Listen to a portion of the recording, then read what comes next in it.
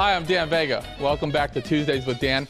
You know, we all felt the effects of the oil spill that hit the Gulf Coast in 2010.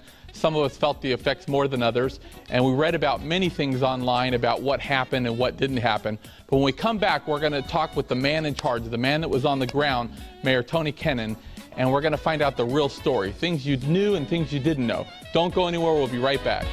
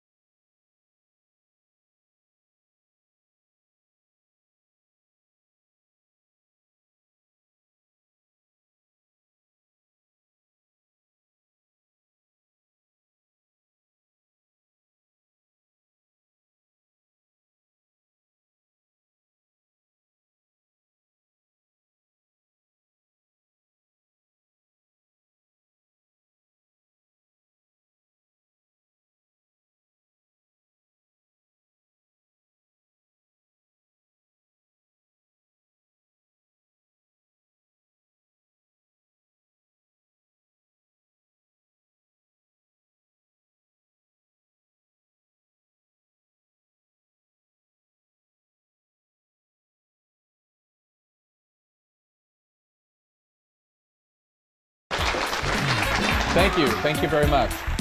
You know, in 2010, we all kept being bombarded with the media about the oil spill and when they were going to get it capped. They tried everything, they couldn't get it under control. And we wanted to come down to the Gulf Coast to get the real story. My guest tonight is Mayor Tony Kennon, and he was the man on the scene. He was kind of at ground zero, you could say, where he was really gathering. He was the main resource of putting things together. I think he was actually one of the first interviews on CNN about it, and just the man that really turned things around here in the Gulf Coast. So please give a warm welcome to Mayor Tony Kennon. Thank you. Thank you. Now, Mayor, let me ask you, I know, go back to the time you get the phone call, right, and they let you know that there's been this spill. How'd you get the news? Well, actually, I got the news from some friends of mine who were actually fishing out by the rig when it exploded. So I had pictures emailed to me the next day, I think it was, of the rig burning. It had just been put out. So we knew something was up, but BP early on led us to believe there was no big deal. It was a very short-term issue, so we pretty much all forgot about it until about the second week down the road. Right. So initially it was like, well, they're saying it's not a big deal. Let's just keep an eye on it, but probably not going to be an issue. And so when was the first time you actually got on the ground and you actually saw the oil firsthand? And what were some of the fears that were creeping in during that time? It was probably 6 or 8 weeks between April 20th and the time the oil first showed up, which was the first week in June. So we had a lot that went down dealing with BP, dealing with the financial issues when you were coming. You know, what happened was about the second to third week, with all the dire projections that were out there and the internet phenomenon that might happen, the phones quit ringing for reservations. And then they started ringing again, except that it was with cancellations. So then we knew we were in a mess. So before the oil ever hit, we spent a bunch of time trying to get BP to the table to discuss financial issues, because they had already started their PR program of we're going to make the Gulf Coast whole. Wow. But when it did hit, I don't consider myself an emotional person. I'm sort of a pragmatic kind of guy. But I was standing in the place where my dad taught me how to surf fish when I was probably 6 years old. And I never thought it would affect me that way when I looked out and saw the oil roll up on the beach, and you could see it just as far as you. It was devastating. I'll be honest with you. The people of Orange Beach, particularly, right in the heart of things, how did they really suffer? How did Orange Beach suffer from the oil spill? In every way you can imagine. I mean, strictly speaking, as far as economics, I mean, you lose half of your income for the year. You're in dire circumstances. But you know, we had the angst, the emotion, because again of the dire prognostications of toxic Gulf of Mexico for decades to come, a methane bubble that might explode under the well, sending a 100-foot tsunami, right. You know, where we're going to have to evacuate the island. You know, so everybody has their livelihood wrapped up in their property, their businesses. It was devastating. No one knew what to expect, and that went on for almost 100 days. What I realized early on was BP was a bully, and they came to town and essentially kicked us a bunch of hillbillies to the curb. They were going to do it their way, and we had to wait for an opening. And when we got the opening to be on CNN, my phone, I actually started getting my phone calls returned because I had figured out that we just had to go lick for lick with them on the PR side of it. Right. So early on, the sensationalism really hurt us. Yeah. But later on, I think they were very fair when they started seeing and covering the human side of it, the human element. They were compassionate, and I think they really helped us. Okay. Well, we're going to be right back. We want to hear more with Mayor Kennon, and we're going to find out. It's been a 2-year anniversary now, so we want to find out where we're at. More with Mayor Kennon next. Stay with us.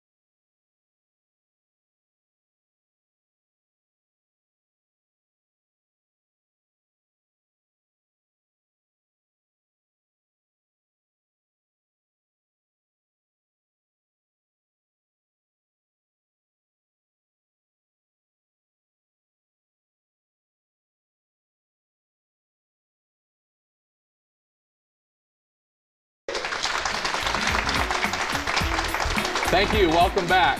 Thank you. You know, there's one thing I'm dying to know is about Feinberg. I know from the footage that I saw, he was promising to come in here and take control and really get things going and straighten things out. You were here firsthand. How did that play out? It was difficult. Myself and Robert Kraft, the mayor of Gulf Shores, met with Ken Feinberg about 3 weeks before he actually took over the claims process. And in that meeting, he made two statements that I'll never forget, you know. One was that, Mayor, bad things happen to good people. And the other was that I had been arguing the fact that BP continued to proclaim they were going to make us whole. And he said, there's not enough money in the whole world to make you whole. And that just went all over me because, you know, here BP had this $300 million PR campaign telling the country that they were doing what they were supposed to do by making us whole financially. Right. And then here's their agent, their surrogate, telling us that's not going to happen. So it sort of went downhill from there, I can tell you. It was a very slow process. He said when he took over, he would have individuals taken care of in 48 hours, businesses in 7 days. We told him that was an absolute pipe dream.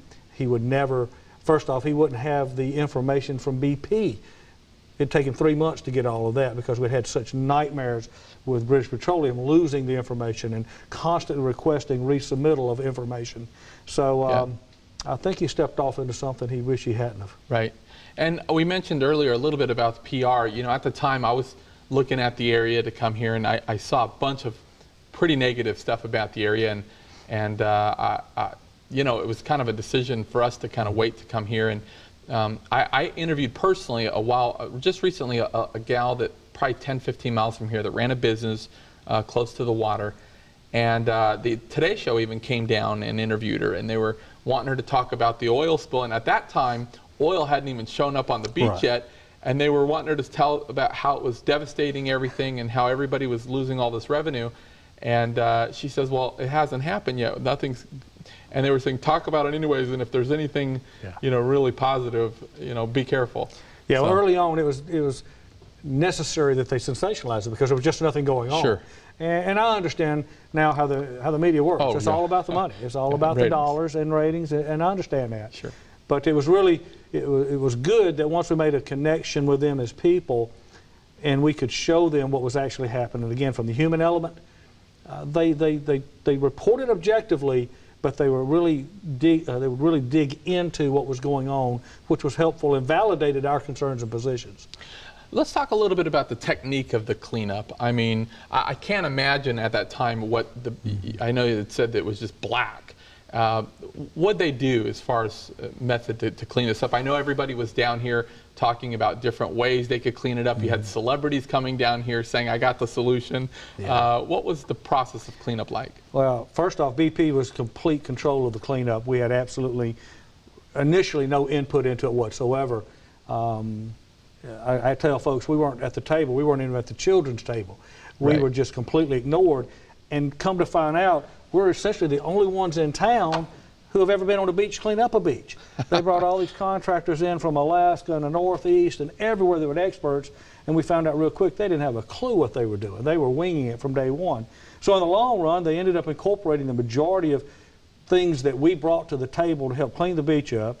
They brought in a contractor that we had asked them to bring in several weeks ahead that they said they would never use, but through a little manipulation and media bashing, we got our contractor on the beach. We got the beach cleaned up. We literally took the top 4 feet of sand up, cleaned it, and put it back on the entire beach from city limit to city limit. So you learned actually how to get involved with media and figure out a way to use it to your advantage. Without the media, like I said, they wouldn't return my phone calls. Yeah. But we learned early on that the mantra was it's a cover-up, not a cleanup. And we started using that, and it made a difference because they were very sensitive to how the rest of the country perceived them as it related to cleanup. So I literally took my old John Deere tractor we got here at the city and put a 12-inch auger on the back of it, and we dug 10,000 holes in the beach right behind them, 4 feet deep, and looked for oil in every single hole. And I told them I was going to do that. And I don't know if they took me serious or not, but every day they saw that little John Deere tractor and 2 employees out there following them right down the beach. Yeah. I'm dead 10,000 holes later. Wow. We know we have a clean beach. Wow. But it was a fight to get them. They wanted to give us what I call the nickel plan on cleaning our beaches, and we threatened to arrest them if they brought their contractors out there. Now, I couldn't arrest anybody because it was a federal response, and if I tried to arrest anybody, I would have gotten arrested. But I think they thought I was crazy enough to try, and they didn't want me on TV going to jail, I guess, is what it was. So we ended up with our contractor and the $1.25 plan, and we got the beaches clean like they were supposed to be cleaned. So it's been, I can hardly even believe it, but it's been 2 years, and where do you think things are at, not just with the beaches, but with tourism? I know there was an estimated billions of dollars lost in revenue. Where do we feel like we're at now? Well, we're bouncing back in a very strong way. And, I like to tell folks that everybody in the country knows Alabama has beautiful beaches and paved roads now. Yeah. So we've got folks coming from all over the country that had no idea we had the beautiful white sandy beaches. So I believe there are silver linings here, and we're going to grab them and take advantage of every silver lining we possibly can. The media campaign that BP is running now is still is helping us. They're doing it for their own reputation rehabilitation, but we are a benefactor of that PR program. So tell me right now, if people feel like their damage was, or their business was damaged, what can they do right now as far as claims? I know there was been a lot of red tape, but it seems like things are kind of moving forward now. Well, it's very complicated, and I think, to be quite honest with you, I think this is still in the winging stage as well. But the Plaintiff Steering Committee, which is a group of attorneys in New Orleans representing the classes of claimants, has come to some type of settlement agreement with BP, but that is still in the behind door stage of ironing out the details. So we're hopefully going to know something in 30 days or so. The GCCF, which is Feinberg's operation, is no longer in play. Right. Everyone that took a settlement and signed away their right, they've lost. They've lost out. They don't get to go back, and I hate that because a lot of them took that settlement knowing it was not a good deal, but because it had drug on for so long and they didn't seem to be getting anywhere, they took what bones were thrown to them. Right. But there's still well over 250,000 claims, if I'm not mistaken, out there that will come through this new process. This is supposed to be much more transparent. The formula is going to be public and much easier. You plug the numbers in, you know what you get, you take it or you go to court. So I'm hoping this takes a lot of the angst and anxiety away from those who are still in the claims process. Right. Now, don't go anywhere. Stick with us for a minute. I want to talk about your new book coming out this fall. It's pretty interesting. There's a lot of stuff in there when we talked a little bit about it, stuff that people may not know about. Yeah. So don't go anywhere. We'll be right back with Mayor Kennon.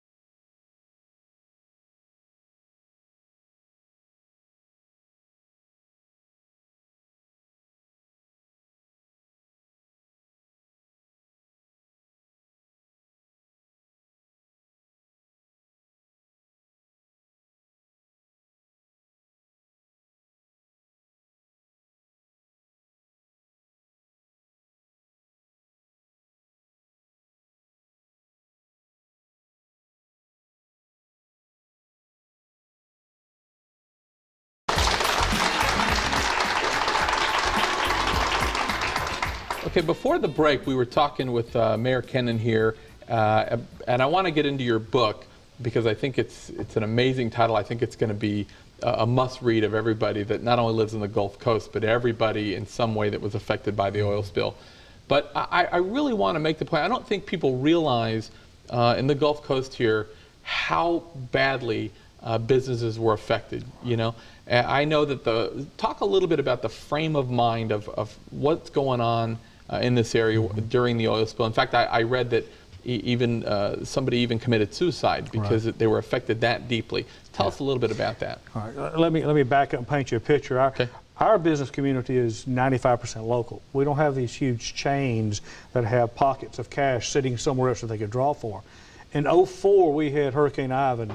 05, we had Katrina. 06, 07, you had the building bubble burst. 08, you had the banking crisis. Then you had 2 years of recession. Our folks were essentially strapped. They had no cash available. They were hanging on by their fingertips. 2010, first quarter, man, the light shining, reservations are up, things are fixing to do very well. This is our year. This is it. You know, everybody spends their last bit of cash on marketing and inventory, and then at the very worst time possible, April 20th, 6 weeks or so before Memorial Day, our legs are cut out from us, from under us by the oil spill. So you have no cash, and you lose at least 50% of your revenues, because see, 70–80% of all revenues for our folks are made between Memorial Day and the middle of August. So they've lost 50% of the revenues for the year. There's no way they're going to survive the winter. And then Alan Cruz, my buddy, the rookie, took his own life because, I mean, it just got to the point that the stress of not knowing was too much. And I think then the family's compounding on that, saying, honey, when are things going to, just unbelievable. Yeah, you can't imagine, domestic violence went up, stress, anxiety within the families went up, husbands having to leave to go find work outside of town, people packing up and moving. They were in my office almost on a daily basis to say goodbye or to ask me if I had any last-ditch effort or thought that might help them survive and make it through the summer. So it was, unless you were here, you just have no idea. Tell us a little bit about your book. I know the title of your book is called 10,000 Holes. You alluded briefly about, standing your ground and saying, if you don't stop what you're doing, I'm going to drill, every 10,000 holes in this beach, and you actually started doing it. But tell us a little bit about the book and what you hope to. Well, the book is about a story about our community and how we were affected and how we responded, and then hopefully how we blossom and carry all of that. I tell folks this was the greatest experience ever in the worst of times, and I want everyone to understand what the story was and how we blossomed out of this. And there's silver linings, and we're going to find a way to make it happen and take advantage of it. But I just think it's a story that needs to be told. And from behind the scenes, being involved in a lot of behind-the-door meetings and the fights, the battles that we had to fight to get British Petroleum to do the right thing. I'm still aggravated. They've spent $400 million probably now on a PR campaign to convince the world that they're a loving, benevolent, caring, giving corporation, and unfortunately that's not the way it is. Right. They're about making dollars and protecting shareholders. Yes. Mr. Mayor, it's been such a privilege having you today, and we're comfortable having you in charge of things. Come back, would you? Thank you, I will. We really appreciate that. And one thing I wanted to talk about, I think Henry Ford said that whether you think you can or you think you can't, you're right. And that's really what we saw here with the oil spill. Many people, even now, are still thinking, I'm not going to do the business I used to do. It's really affecting my business. And if you think that way, then it is going to affect your business. But we're here talking to people every day on the Gulf Coast that are having record-breaking years, not only in their business they were doing, but the tourism is up. Things are great here, and we can't let that fear really affect us. I think one point that I really want to make is when things get tough for your business, regardless if there's an oil spill, a hurricane, or anything else, we have to separate our strategy from our vision. That's really difficult to do. Let me give you an example. Coca-Cola is a great company in my opinion, and years ago Coca-Cola actually had a real hit. They said, we need really a big thing for our revenue. We got to take our revenue to a height we've never done, and they released Diet Coke. And it was a huge, huge home run for Coca-Cola.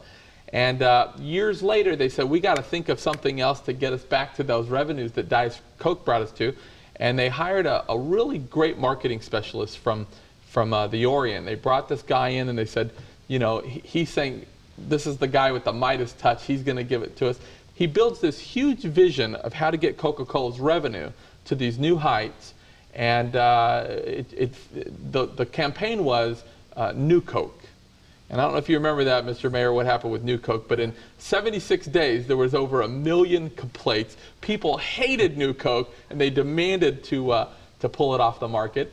And of course, Coca-Cola let their superstar go.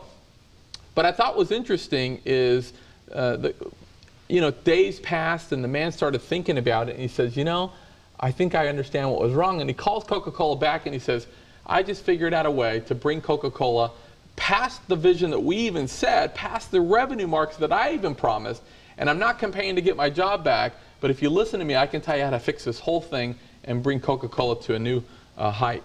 And what the strategy was, he said, was we never knew what loyal followers we had with Coca-Cola until we took it away. So he says, what I want to do is I want to act like we're getting America involved, and I want them to fight for their way.